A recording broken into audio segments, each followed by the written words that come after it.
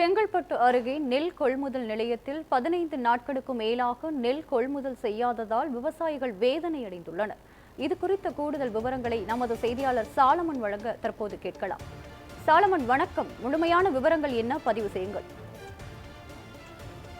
நிச்சயமாக சிந்து, செங்கல்பட்டு மாவட்டத்தை பொறுத்தவரையில் பல்வேறு பகுதிகளில் தற்காலிக நெல் கொள்முதல் நிலையமானது நடைபெற்று வருகிறது. சுமார் செங்கல்பட்டு மாவட்டத்தை பொறுத்தவரை 100க்கும் மேற்பட்ட பகுதிகளில் இந்த நெல் கொள்முதல் நிலையமானது நடைபெற்று வருகிறது.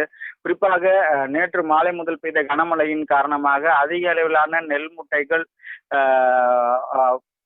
அங்குள்ள கிடங்குகளுக்கு அனுப்பப்பட்டிருந்த நிலையில வில்லியம்பாக்கம் பகுதியில் சுமார் 200க்கும் மேற்பட்ட விவசாயிகளுடைய நெற்மூட்டைகள் அந்த பகுதியில ஆங்கங்கே வைக்கப்பட்டுள்ளன. குறிப்பாக இந்த நெல் கொள்முதல் நிலையத்தில் அதிக அளவில் வரக்கூடிய நெல்களை மட்டுமே கொள்முதல் நிலையத்தில் பெற்றுக்கொள்வதாகவும், அதே போன்று சிறு குறு விவசாயிகள் கொண்டு வரும் குறிப்பாக இந்த கொங்கனாஞ்சேரி, பாலூர் ஆகிய பகுதியிலிருந்து கொண்டு வரப்படும் நெல்களை விவசாயிகளிடமிருந்து இந்த நெல் கொள்முதல் நிலையத்தில் பெறவில்லை என்றும், குறிப்பாக 15 நாட்களுக்கு மேலாக இந்த பகுதிகளில நெற்களை அங்கேயே காய வைத்தும் அதே போன்று உலர வைத்தும் தற்போது இதுவரையில் எடுக்காத சூழலானது நிலவி வருகிறது.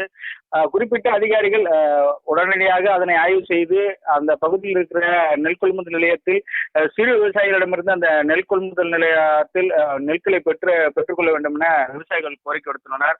குறிப்பாக இந்த பகுதியில் பொறுத்த வரைக்கும் கொங்கனாஞ்சேரி, பாலூர், வில்லியம்பாக்கம், கரும்பாக்கம், ரெட்டிப்பாளையம், அதே போன்று குருவன்மேடு ஆகிய 25க்கும் மேற்பட்ட கிராமங்களில் இருந்து இந்த நெற்களானது தற்பொழுது கொண்டு வரப்பட்டுள்ளது. தற்பொழுது இந்த நெற்கொள்முதல் நிலையம் இன்னும் சில நாட்களில் மூடப்பட உள்ள நிலையில் அந்த விவசாயிகள் நெற்கள் இதுவரைக்கும் பெறாததால் பெரும் சோகத்தில் உள்ளனர்.